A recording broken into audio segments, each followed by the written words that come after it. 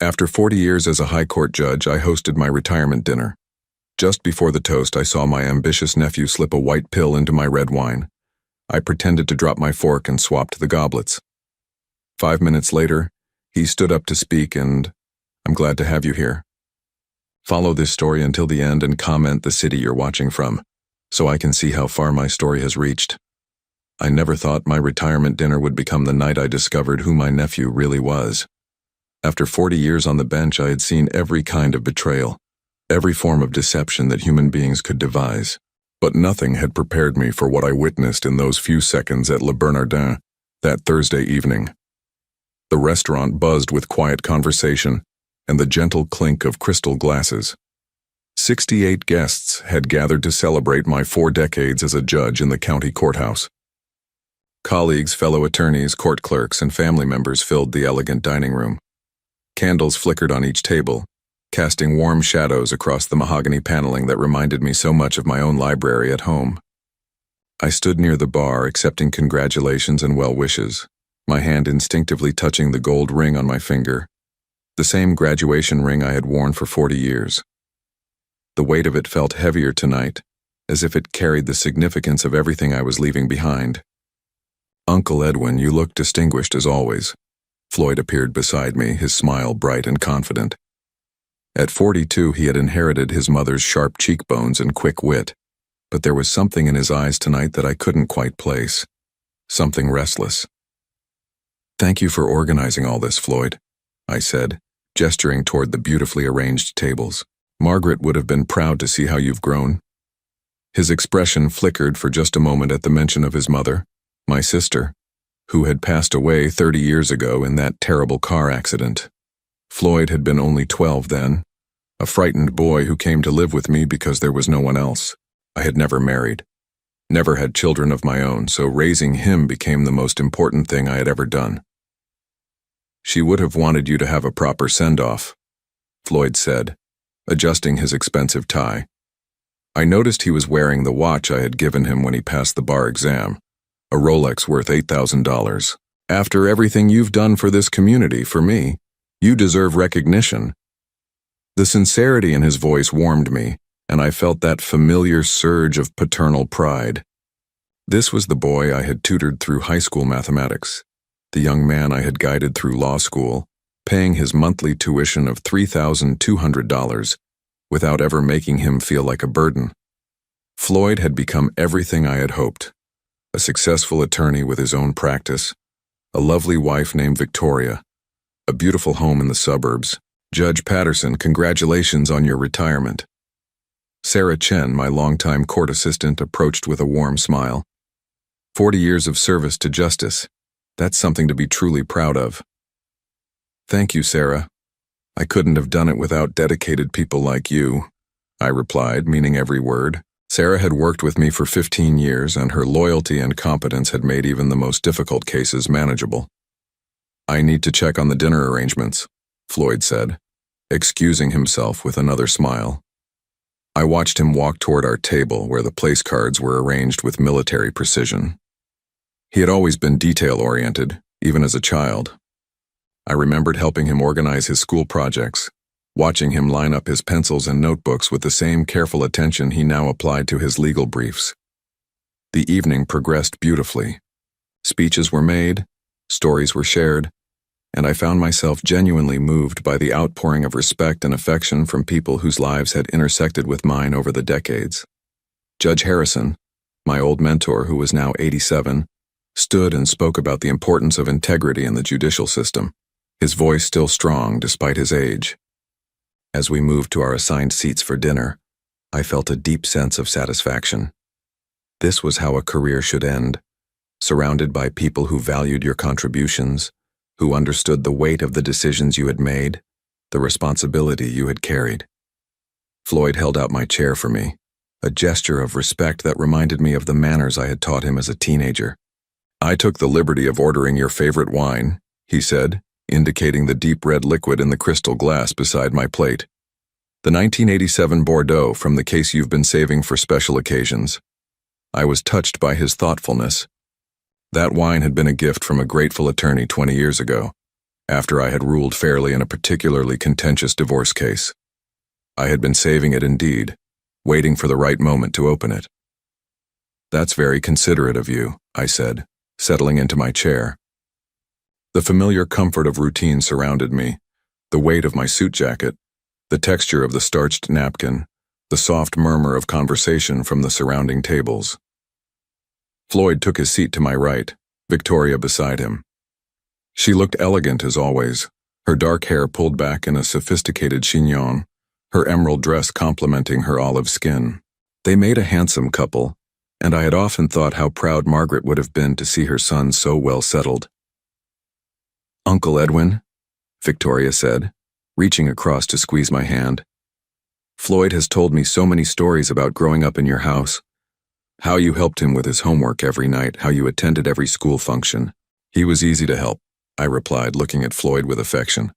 "Always eager to learn, always asking the right questions."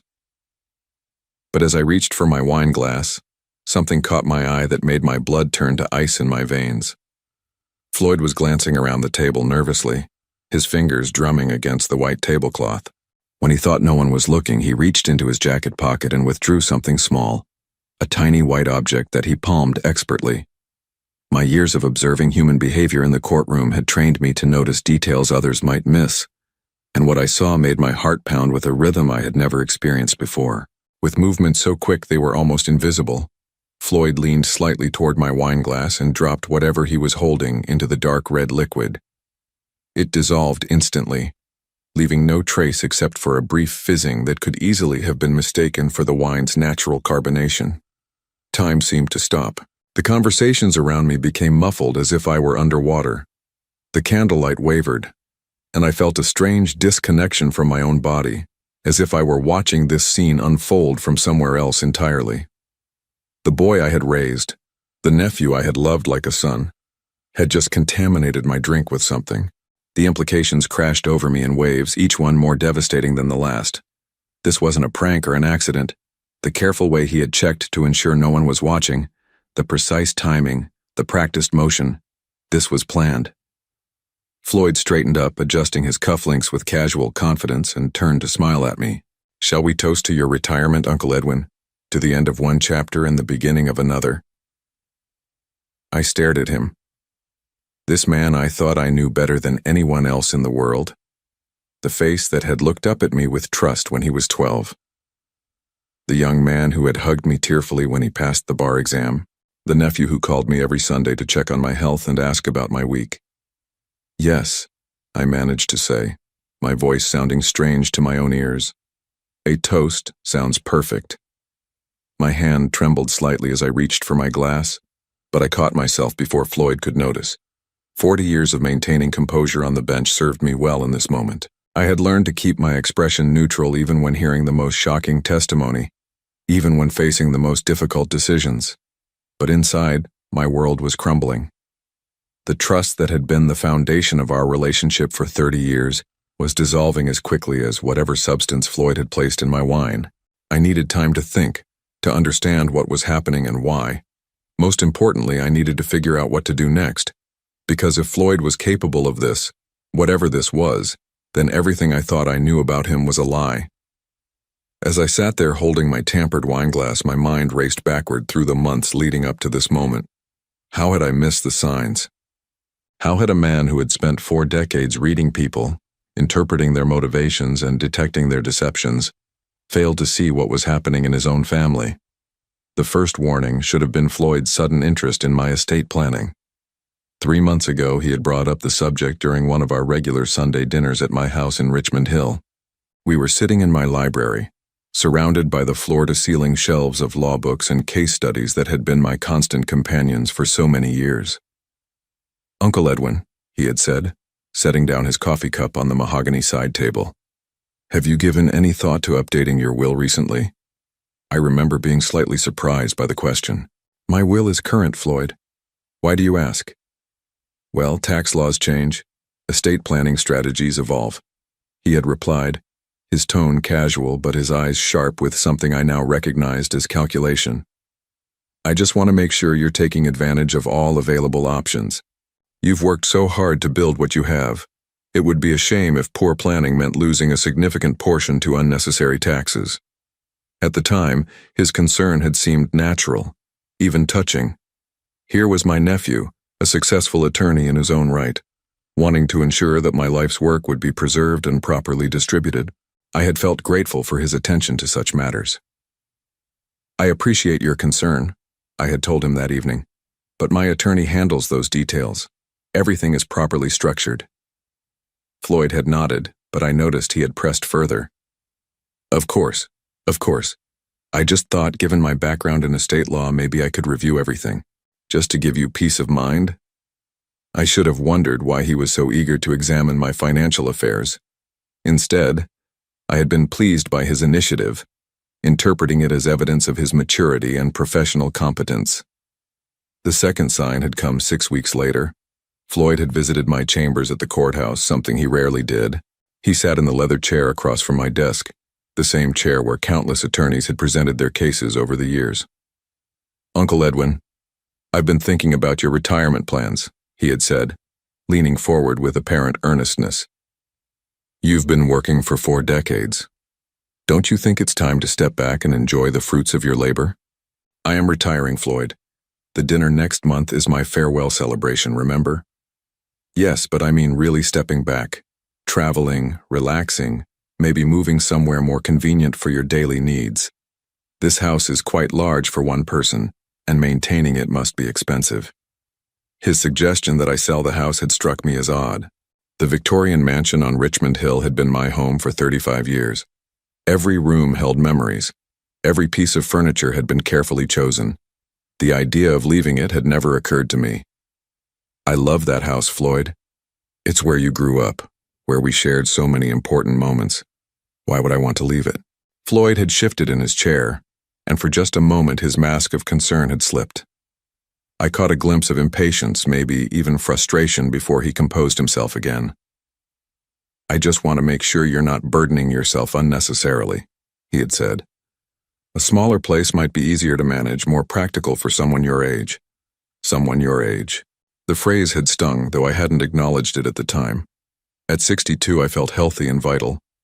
The idea that I needed to downsize my life because of my age seemed premature, almost insulting. Now, sitting at this dinner table with my contaminated wine glass before me, I realized Floyd had been assessing my assets, calculating their value, planning for their transfer. The house worth $750,000, the investment portfolio I had built over decades of careful saving, the pension that would continue for Victoria after my passing. He had been taking inventory. The third sign had been the most disturbing, though I had dismissed it at the time. 2 weeks ago, Floyd had come to dinner with an unusual request. He wanted to borrow against his inheritance.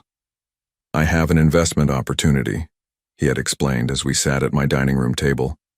"A real estate development that could triple the initial investment within 2 years. But I need capital quickly, and my liquid assets are tied up in the practice." "What kind of investment requires such urgency?" I had asked. Floyd's explanation had been vague, filled with terms like time-sensitive opportunity and exclusive access. When I pressed for details, he had become evasive, almost defensive. "I understand you need to be careful, Uncle Edwin. Your judicial training makes you naturally skeptical. But this is a sure thing, and the returns would benefit both of us in the long run." When I had declined to provide the money, suggesting instead that he wait and use traditional financing, Floyd's reaction had been telling. The disappointment in his eyes was sharp, almost bitter. For a moment, he had looked at me as if I were an obstacle to be overcome rather than a family member who cared about his well-being. "Of course," he had said, recovering quickly. "You're right to be cautious. I'll find another way." But I could see the wheels turning in his mind, and now I understood what he had been planning. The fourth and most damning sign had come just last week. Victoria had called me, her voice strained with worry. "Uncle Edwin, I need to ask you something, and I hope you won't think I'm betraying Floyd's confidence." "What is it, dear?" "He's been acting strangely lately, staying up late, making phone calls he won't discuss, researching things on his computer that he quickly closes when I walk into the room." My heart had clenched with concern. "Have you asked him about it?" "I tried, but he says it's just work pressure." "But Edwin, I found some papers on his desk. printed articles about medical conditions, treatments, things that could affect elderly people. At the time, I had assumed Floyd might be worried about my health, perhaps researching ways to help me age more gracefully. Now I realized he had been researching something entirely different. I'm probably being paranoid, Victoria had continued, but some of the articles were about medications, interactions, things that could cause problems for someone your age. I had reassured her that Floyd was probably just being overly cautious about my well-being, but her call had planted a seed of unease that I had tried to ignore. Now, as I sat at this elegant table surrounded by people celebrating my career, that seed had grown into a terrible understanding. Floyd hadn't been researching ways to protect my health. He had been researching ways to compromise it. The boy I had raised from age 12, who had slept in the bedroom down the hall from mine for 6 years, who had sat at my kitchen table doing homework while I prepared dinner. This boy had grown into a man capable of something I couldn't even name. I thought about all the sacrifices I had made for him, the vacations I hadn't taken so I could pay his college tuition of $3,200 every month for 4 years, the social events I had skipped to attend his school plays and soccer games, the relationships I had let fade because raising Floyd had become my primary focus. I had given him everything: love, guidance, opportunity, financial support. I had shared my knowledge, my connections, my home. I had been proud when he chose to study law, thrilled when he passed the bar exam, overjoyed when he started his own practice. And this was how he repaid that devotion. The waiter approached our table, beginning to serve the first course, and I realized I had to make a decision. I could confront Floyd here, in front of everyone, creating a scene that would destroy not only him but also the memory of this evening that was meant to celebrate my career. Or I could find another way to handle this situation, a way that would give me time to understand the full extent of his betrayal and plan my response accordingly. I looked at Floyd, who was smiling and chatting with the guests at our table, playing the role of the loving nephew perfectly. His performance was flawless, just as it had been for months while he planned whatever he had put in my wine. But I had learned something in 40 years on the bench that Floyd had apparently forgotten. Justice doesn't always come swiftly, but it always comes eventually. And tonight, it was going to come for him. The weight of knowledge sat heavy in my chest as I contemplated my next move. Around me, the dinner continued with its elegant rhythm. Guests laughing, waiters serving the first course, crystal glasses catching the warm candlelight. But my world had narrowed to the contaminated wine glass sitting inches from my hand, and the nephew who had just revealed his true nature. Floyd was engaged in animated conversation with Judge Harrison about recent changes in corporate law, his voice confident and professional. To anyone watching, he appeared to be the perfect nephew, attentive, successful, devoted. But I could see through the performance now, and what I saw chilled me to the bone. I needed to act, but I also needed to be smart about it. 40 years on the bench had taught me that hasty decisions often led to regrettable consequences. This situation required the same careful consideration I had applied to the most complex legal cases. "Uncle Edwin, you seem quiet tonight," Victoria observed, her dark eyes filled with genuine concern. "Are you feeling all right?" The irony of her question wasn't lost on me. Here was Floyd's wife worried about my well-being, while her husband sat beside her having just tampered with my drink. Did she know? Was she part of this? Or was she as deceived as I had been? "Just reflecting on the evening," I replied, managing a smile. 40 years of memories tend to flood back at moments like this. Floyd glanced at me and I caught something in his expression. Anticipation, maybe even excitement.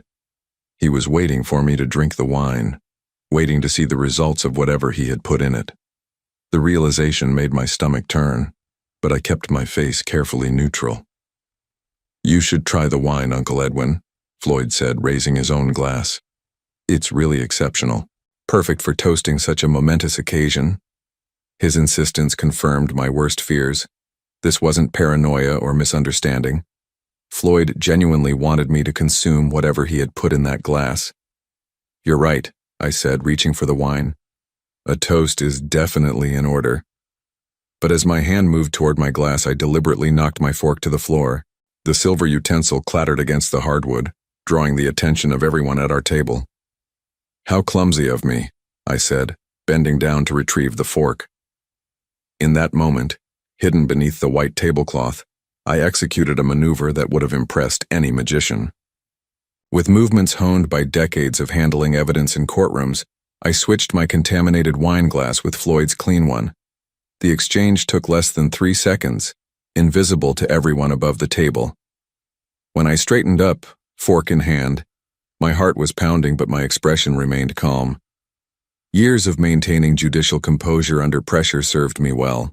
I had learned to hide my reactions when hearing shocking testimony, when facing attempts at intimidation, when making decisions that would alter people's lives forever. I should ask for a clean fork, I said to the waiter, who immediately provided one. Floyd was watching me with barely concealed impatience. Now about that toast, he said, lifting what he believed was his own glass but was actually mine, the one that had originally contained whatever substance he had added. Absolutely, I replied, raising what had been his glass, the clean one. The twisted justice of the situation wasn't lost on me. For 30 years I had taught Floyd about right and wrong, about consequences and accountability. Now he was about to learn those lessons in the most direct way possible. To Judge Edwin Harrison, Floyd announced, standing and holding his glass high. His voice carried across our section of the restaurant, drawing smiles and attention from nearby tables. A man who has dedicated his life to justice, who raised me when I had nowhere else to turn, who showed me the meaning of integrity and honor. The words sounded beautiful, heartfelt even. If I hadn't just witnessed his betrayal, I might have been moved to tears. Instead, I felt sick listening to him speak about integrity while holding a glass that contained evidence of his complete lack of it. Uncle Edwin taught me that every action has consequences, Floyd continued, his eyes meeting mine. That we must be prepared to face the results of our choices, good or bad. The irony of his words was almost unbearable. He was about to experience exactly what he had just described, though not in the way he expected. He showed me that family is the most important thing in life, Floyd went on, his voice growing more emotional. That love and loyalty should guide our decisions, and that we should always protect those we care about. Several guests were dabbing at their eyes now, touched by what they perceived as a nephew's heartfelt tribute to his beloved uncle. If only they knew the truth. So here's to you, Uncle Edwin, Floyd said, raising his glass higher. Thank you for everything you've given me. Thank you for making me the man I am today. The applause that followed was warm and sincere. Guests raised their glasses in solidarity, creating a beautiful tableau of respect and affection. I stood as well, holding my clean glass, and nodded acknowledgement to the room. Thank you all, I said, my voice steady despite the chaos in my heart. Your words mean more to me than you could know. Floyd smiled at me with what appeared to be genuine love, then brought his glass, the contaminated one, to his lips and drank deeply. I watched in fascination as he consumed a significant portion of the wine, apparently savoring its taste. Excellent choice, he said to me, setting the glass down. This vintage is truly special. Yes, I agreed, taking a small sip from my own clean glass. It certainly is. The dinner continued around us. The first course was served, a delicate seafood appetizer that I could barely taste.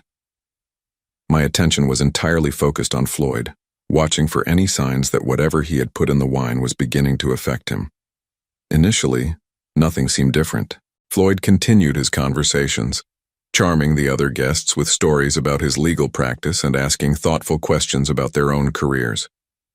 He was performing his role perfectly, just as he had been performing the role of loving nephew for who knows how long. But as the minutes passed, I began to notice subtle changes. Floyd's speech became slightly less precise. His gestures grew more expansive, less controlled.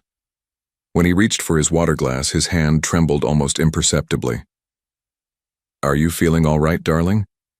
Victoria asked, placing her hand on his arm with obvious concern. Fine, Floyd replied, but his voice was softer now, less confident. Just excited about the evening. I continued to watch him, feeling a complex mixture of emotions. Part of me was satisfied to see justice beginning to unfold. But another part, the part that remembered the 12-year-old boy who had cried in my arms after his parents' funeral. Felt a deep sadness at what Floyd had become. 20 minutes after the toast, Floyd excused himself to use the restroom. I watched him walk across the restaurant, noting the slight unsteadiness in his gait that wasn't quite noticeable, unless you knew what to look for. When he returned 5 minutes later, his face was pale, and there was a sheen of perspiration on his forehead despite the comfortable temperature in the restaurant. "Floyd, you don't look well," Judge Harrison observed with the sharp eyes of a man who had spent decades reading people.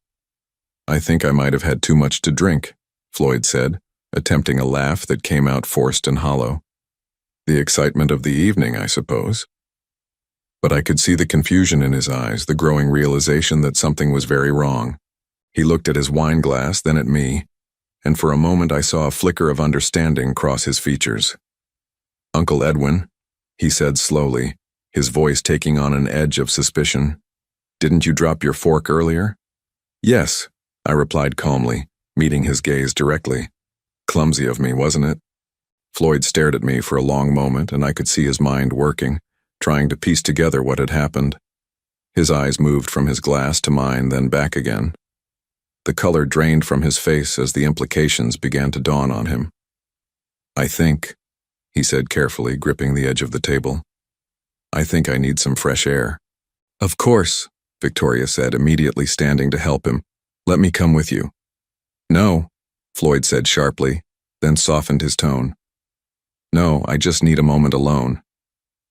As he made his way toward the restaurant's entrance, moving with increasing difficulty, I felt the weight of 4 decades of judicial experience settling over me. I had just witnessed justice in its purest form, a man facing the exact consequences he had intended for someone else. What happened next unfolded like a slow-motion disaster that I could see coming but felt powerless to prevent. Floyd had been outside for nearly 15 minutes when Victoria began to show real concern. "I should check on him," she said, rising from her chair with obvious worry. "He's never been one to get sick from wine." "Perhaps we should all step outside for some air," Judge Harrison suggested, his weathered face creased with concern. "The evening has been quite emotional." Before anyone could respond, Floyd appeared in the doorway of the restaurant. The transformation in his appearance was startling. His usually perfect hair was disheveled, his expensive tie was loosened, and his face had taken on a grayish pallor that made him look far older than his 42 years. He moved slowly back to our table, one hand trailing along the wall for support. Several diners from other tables glanced up with curiosity, sensing that something was amiss. "Floyd, my God, what happened?" Victoria jumped up to help him, her voice tight with alarm. "I'm fine," he said, but his words were slightly slurred now, and the tremor in his hands was becoming more pronounced. "Just need to sit down for a moment." As he lowered himself into his chair, I could see the confusion and growing panic in his eyes. Whatever he had put in my wine was affecting him far more severely than he had anticipated. The irony wasn't lost on me. Floyd had miscalculated the dosage, perhaps assuming that my age would make me more vulnerable to whatever substance he had chosen. "Should I call a doctor?" Sarah Chen asked from across the table, her natural concern for others overriding any confusion about the situation. "No, no," Floyd said quickly, too quickly. "I just need water." But even as he reached for his water glass, his coordination failed him.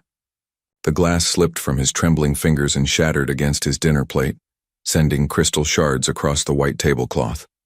The sound drew attention from every table in our section of the restaurant. A collective gasp arose from our guests. Victoria immediately knelt beside Floyd's chair, her dark eyes wide with fear. "Darling, you're scaring me. Tell me what's wrong." For a moment, Floyd's gaze met mine across the table. In his eyes, I saw the full realization of what had occurred. He understood that I had discovered his plan and turned it back on him. But more than that, I could see the dawning comprehension that whatever he had intended for me was now coursing through his own system. "Uncle Edwin," he whispered, his voice barely audible above the concerned murmur of voices around us. "I need to talk to you. Alone." The desperation in his tone was unmistakable. Here was a man who had just realized that his carefully laid plan had backfired spectacularly. and who was beginning to face consequences he had never imagined for himself.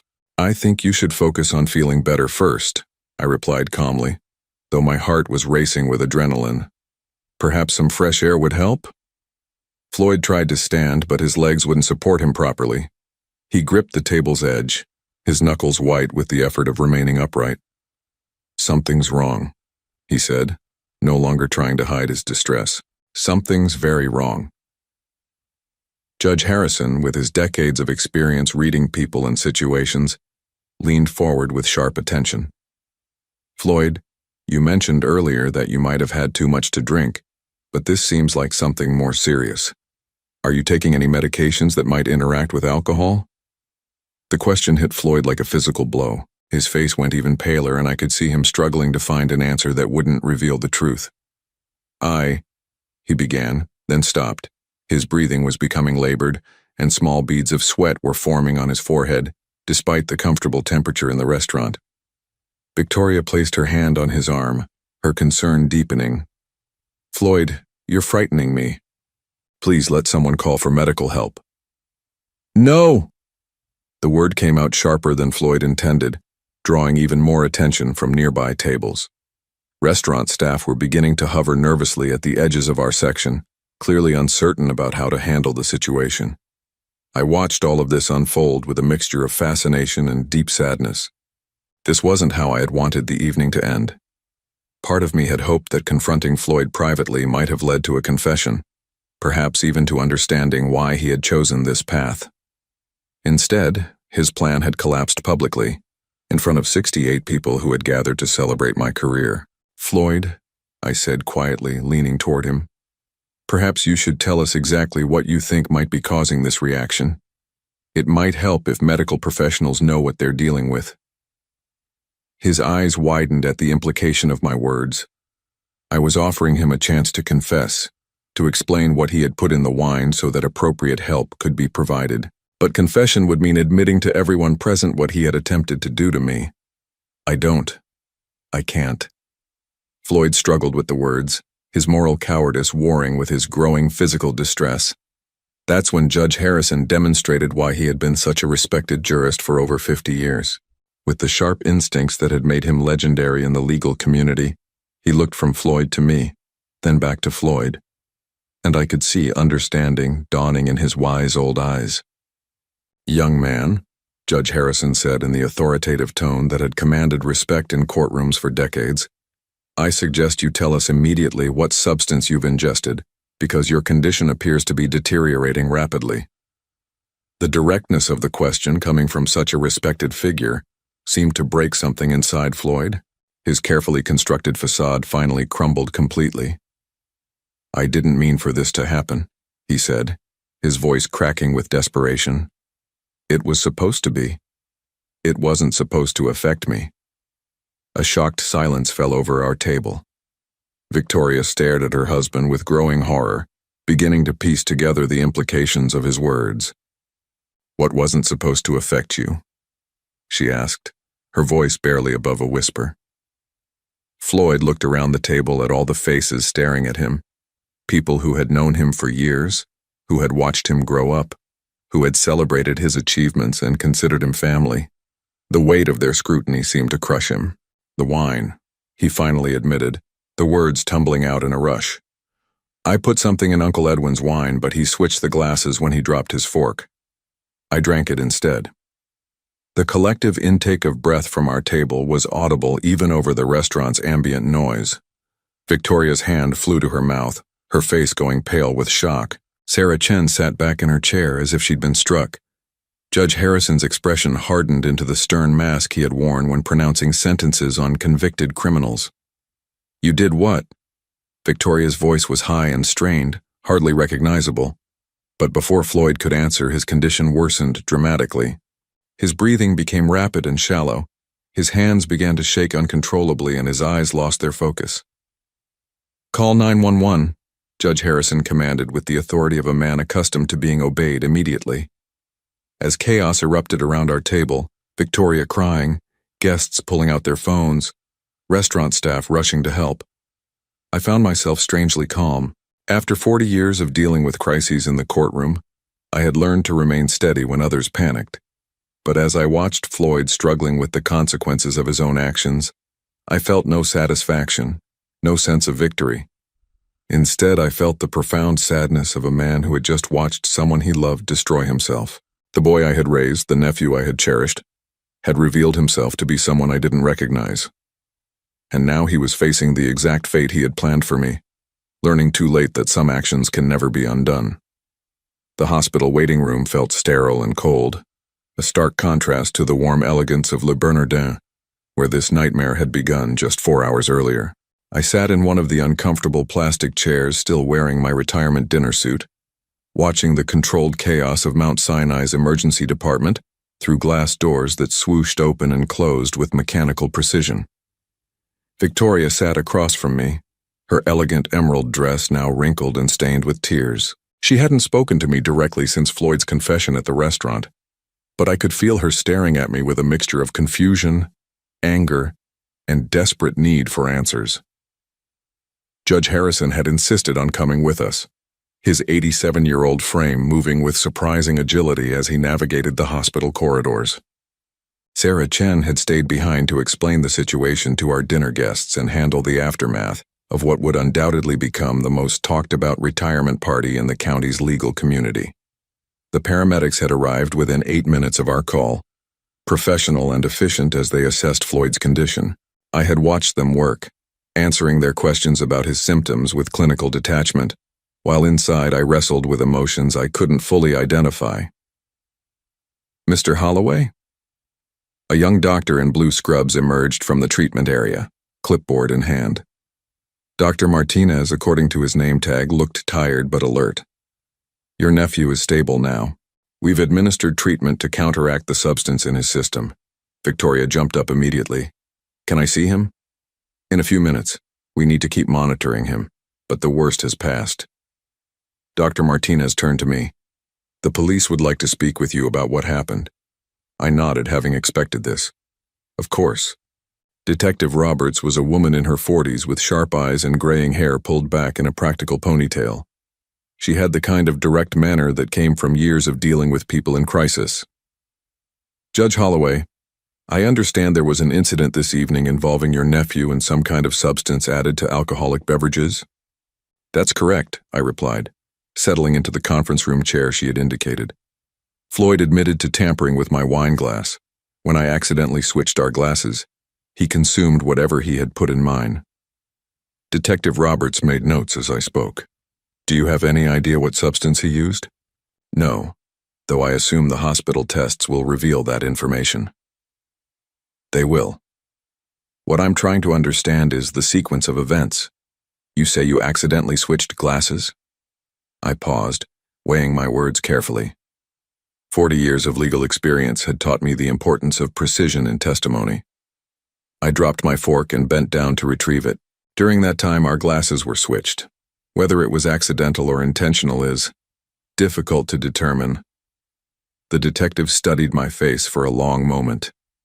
"Judge Holloway, given your legal background, I'm sure you understand that if this was intentional retaliation, it could constitute a crime."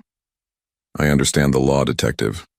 I also understand that a man who tampers with someone else's drink bears responsibility for the consequences of that action, regardless of who ultimately consumes the substance." She nodded slowly. "We'll need a full statement from you, and we'll be investigating the incident thoroughly. Your nephew could face serious charges for what he attempted." After giving my statement, I returned to the waiting room to find Victoria pacing near the windows. The mascara that had run down her cheeks earlier had been cleaned away, but her eyes were red and swollen from crying. "They're letting me see him now," she said without looking at me. "The doctor says he'll recover completely, but it will take time." "I'm glad to hear that," I said, meaning it despite everything that had happened. Victoria turned to face me then, her expression a mixture of pain and accusation. "How could you do this to him, Edwin? How could you let him drink something that dangerous?" The question hit me like a physical blow. Even after Floyd's public confession, she was finding a way to make me responsible for his suffering. "Victoria," I said gently, "Floyd put that substance in my drink, intending for me to consume it. He made that choice.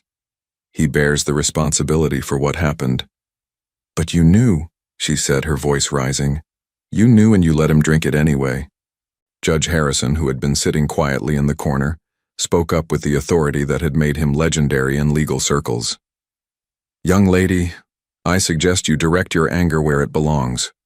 Your husband attempted something unthinkable tonight. Victoria's face crumpled. I don't understand any of this. Floyd loves Edwin. He's always talked about how grateful he is for everything Edwin did for him. Why would he? Why would he try to hurt him? That was the question I had been asking myself since the moment I witnessed Floyd tampering with my wine. Why had the boy I raised, the young man I loved like a son, chosen to betray me in such a fundamental way? I think, Judge Harrison said quietly, that's a question only Floyd can answer. 20 minutes later, a nurse led us to Floyd's room. He was awake, propped up against white pillows, with an IV line running into his left arm. The confident, charismatic attorney from the dinner party was gone, replaced by someone who looked fragile and defeated. Uncle Edwin, he said when he saw me, his voice hoarse from the medical procedures. I'm sorry. I'm so sorry. I pulled a chair close to his bed, noting how Victoria remained standing near the door, as if she couldn't decide whether to comfort her husband or maintain distance from him. Floyd, I need you to help me understand something, I said, leaning forward. Why? What drove you to do this? He closed his eyes, and when he opened them again, they were filled with tears. The practice is failing, Uncle Edwin. I'm drowning in debt. Victoria doesn't know how bad it is. I've been hiding it from everyone. The admission hung in the air between us. Victoria gasped, her hand flying to her throat. How much debt? I asked. $240,000. Bad investments, poor financial decisions, clients who didn't pay. It snowballed faster than I could control it. I felt a familiar heaviness in my chest, the same feeling I had experienced when sentencing young offenders whose lives had been derailed by poor choices and circumstances beyond their control. So you thought the solution was to... What exactly? What did you put in my wine? Floyd's face flushed with shame. Something I got from a client who couldn't pay his fees. He said it would cause someone to become disoriented, maybe lose consciousness for a while. I thought if you had some kind of medical episode, maybe a mild stroke or heart incident, you might decide to restructure your estate, maybe give me early access to my inheritance. The calculated coldness of his plan was breathtaking. He hadn't just intended to harm me. He had planned to use my supposed medical crisis as leverage to extract money from me. Floyd, Victoria whispered from the doorway, her voice breaking. You planned to fake a medical emergency to manipulate inheritance money? I was desperate, he said, turning toward her with pleading eyes. I didn't want to hurt him permanently. I just needed a way to access funds quickly. But you had no idea what that substance would actually do to him, Judge Harrison interjected, his voice stern. You experimented with his health based on the word of someone who gave you an unknown chemical as payment for legal services. Floyd's shoulders sagged as the full weight of his actions settled over him. I know how it sounds. I know how terrible it is. But I was out of options. The creditors were threatening everything, the house, the practice, our entire life. So you decided to threaten mine instead, I said quietly. He looked at me then with the same expression he had worn as a 12-year-old boy when he had broken something valuable and was waiting for punishment. But this wasn't a broken vase or a missed curfew. This was a betrayal that cut to the very core of everything I had believed about our relationship. I never meant for it to go this far, he whispered. When I saw you switch the glasses, I thought about stopping you. But I was too afraid of what would happen if you found out what I had done. So you drank it yourself and hoped for the best? I panicked. I didn't know what else to do. Victoria moved closer to the bed, her face a mask of devastation. Floyd, you've destroyed everything. Our marriage, your relationship with Edwin, your career. How could you think this was the answer? Because I was a coward, Floyd said simply. I was too proud to ask for help, too ashamed to admit I had failed, too weak to face the consequences of my mistakes. I sat back in my chair, processing everything he had told me. The boy I had raised with such care and attention had grown into a man capable of elaborate deception and calculated harm. But more than that, he had become someone who would rather risk destroying the people he claimed to love than admit his failures and ask for help. "What happens now?" Victoria asked, looking between Floyd and me. "Now," I said, standing up slowly. "Floyd faces the consequences of his choices. The police are investigating and there will likely be criminal charges. Beyond that," I paused, meeting Floyd's eyes directly. "Beyond that, our relationship as we've known it is over." Floyd's face crumpled, but he didn't protest. He knew, as I did, that some betrayals are too fundamental to overcome, some trust too shattered to rebuild. As I walked toward the door, I heard him call my name one last time. "Uncle Edwin?" I turned back, giving him one final look. "I really am sorry," he said, his voice breaking. "I know you are, Floyd, but sorry doesn't change what you were willing to do." And with that, I walked out of the room, leaving behind 30 years of fatherhood and facing an uncertain future without the family I thought I had. A few months had passed since that terrible night at Le Bernardin, and I was finally beginning to understand what peace felt like. I stood on the deck of my new home in Asheville, North Carolina, watching the morning mist rise from the Blue Ridge Mountains, a cup of coffee warming my hands as the autumn air carried the scent of pine and distant wood smoke. The house was smaller than my Victorian mansion in Richmond Hill, a modest 3-bedroom cabin that I had purchased for $275,000. It sat on 5 acres of wooded land, far enough from the city to provide solitude but close enough to the town center that I could walk to the library, the courthouse where I occasionally volunteered, and the small cafe where I had become a regular.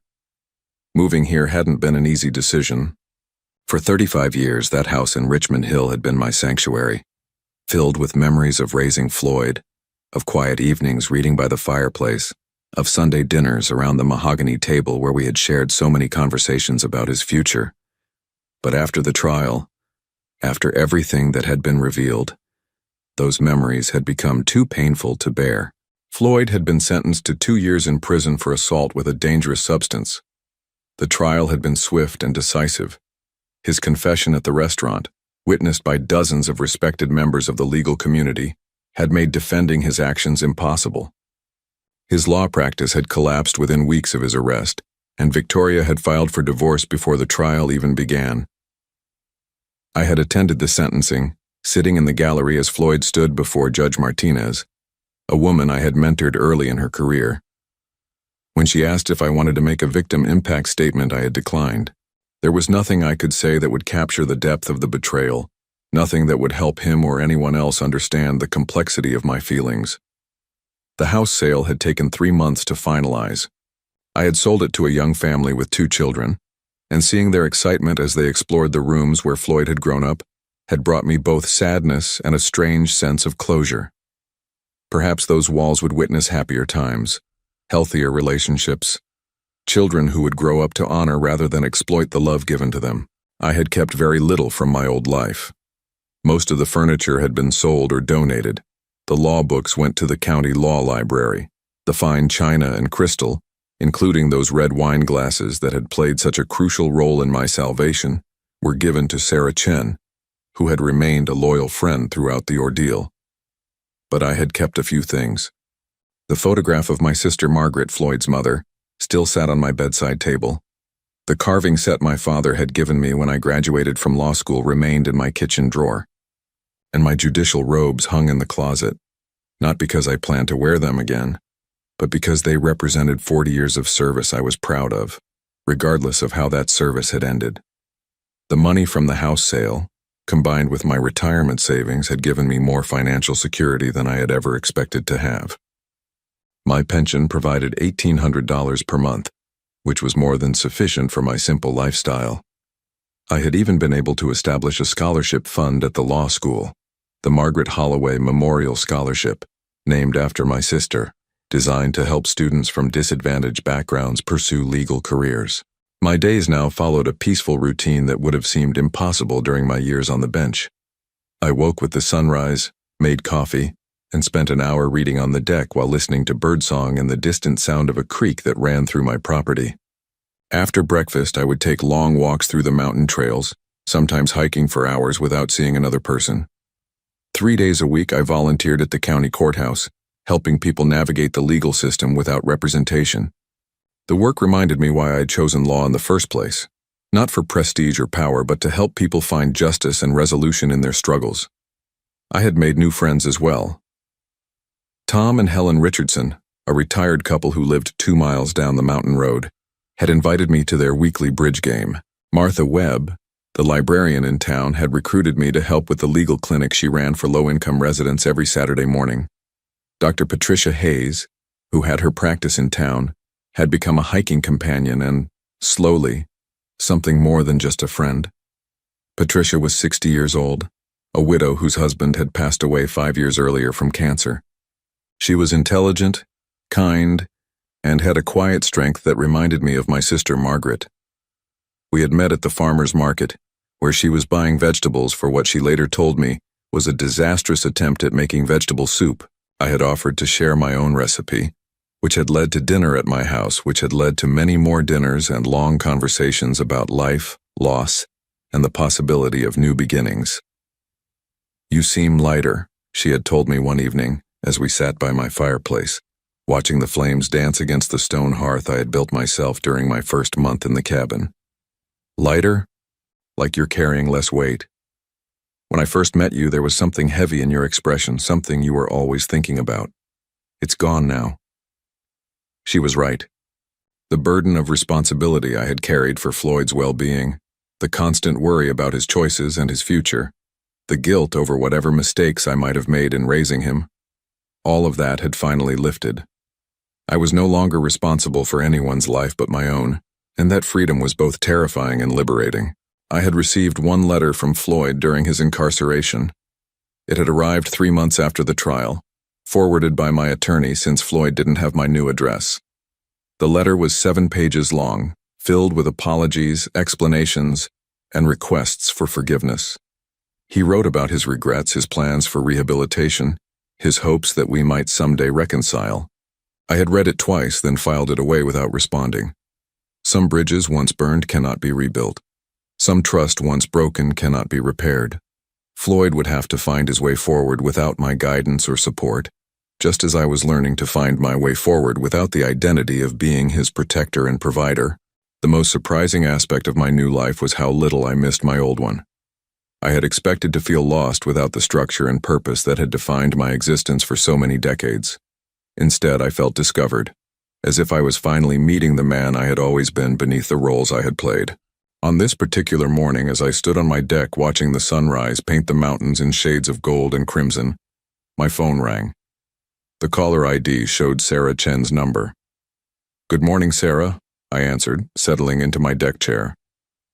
"Judge, Edwin, I hope I'm not calling too early." "Not at all. What can I do for you?" "I wanted to let you know that Floyd was released yesterday. He served 18 months of his sentence and got early release for good behavior." I felt a familiar tightness in my chest, but it passed quickly. "Thank you for letting me know."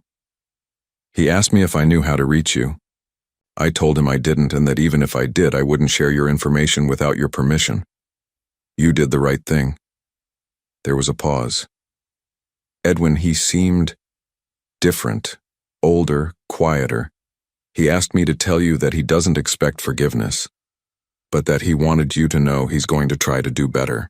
I closed my eyes, feeling the warmth of the morning sun on my face. "I hope he does, Sarah, for his own sake." After hanging up, I remained on the deck for a long time, processing the news of Floyd's release. I felt no anger, no fear, no desire to reach out to him. I felt only a kind of sad closure, like the end of a book I had been reading for 30 years. At noon, Patricia arrived with hiking boots and a backpack filled with sandwiches and water bottles. We planned to explore a new trail that led to a waterfall Tom Richardson had told us about. "You look peaceful today," she said, kissing my cheek as she set down her pack. "I feel peaceful," I replied, meaning it completely.